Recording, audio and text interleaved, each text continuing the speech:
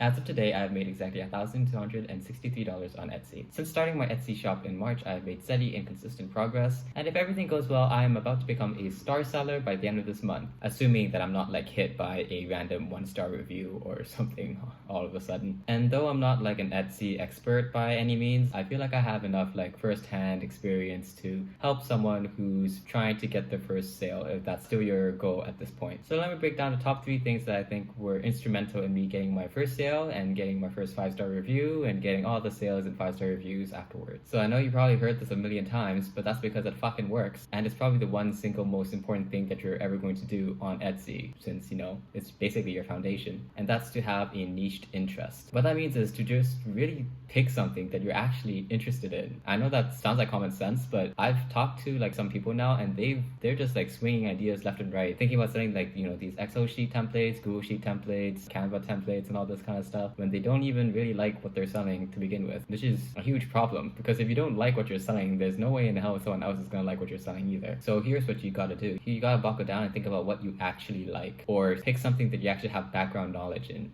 There's no point in making a Google Excel sheet if you don't even work in accounting or whatever. Picking something that you're genuinely interested in is already gonna set you far apart from people who are just trying to niche farm and trying to just make content with the hopes of getting money. But the key is, no matter what your interest is, it has to be at least below 1,000 views in terms of search results. Because if you're not appearing in the first page, there's no way you're gonna get your first sale. So remember, have a niche interest, be interested in what you're looking for. Check to see if your niche interest has a product that is not in the market, or if it is in the market, make sure it has less than 1,000 search results. You gotta appear on that first page. That's the only way you're gonna make money if you're a first-time Etsy seller with like no reviews or quality assurance to back you up. Now, once you have your product idea or niched interest idea, now you're at that stage where you can go into the next step, which is standing out from your competition. All you really gotta do now is to beat out the first 10 people that appear on that first page. You gotta take some notes, buddy. You gotta look at that page, note down any patterns that you're seeing between the product listings. If they're doing anything similar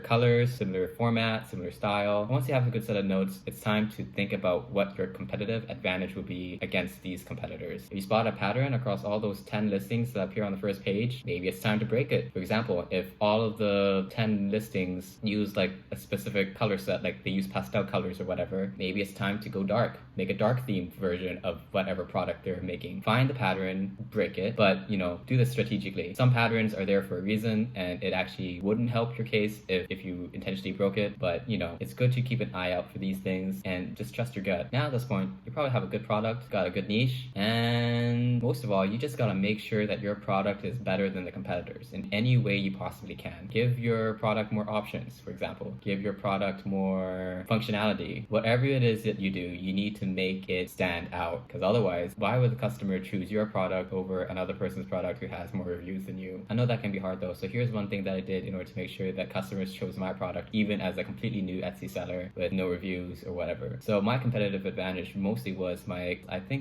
customer service that I did. I know that sounds a little bit weird because customer service, this is Etsy, what do you mean? But because I was selling a digital product, I noticed that amongst all of my competitors that they all had like this disclaimer in their description that said something like, oh, if you buy this product, you will get there's no chance for a refund. Please make sure to ask any questions first before you buy. There will be no refunds and blah, blah, blah, no refunds, blah, blah, blah. So everyone was very set on like, there'll be no refunds if you buy this digital product. And they are backed by Etsy on Etsy's terms of service. It does protect the sellers in that like if you buy a digital product from them, you have like no chance of refunds. So I did the complete opposite. I wrote, the very first thing that I wrote in my product was that you have absolute quality assurance. If you're not interested in the product at all, you can refund it at any time, no questions asked. And that's basically what I did. That was the first thing that I wrote in my product listing, and that's how I stood out from all my competitors. I was the only one who was offering a refund for a digital product. I think that was my first initial competitive advantage. And as I gained my first sale and my next sale, and I actually got reviews, my product itself became the competitive advantage because my product really was kind of different from all the others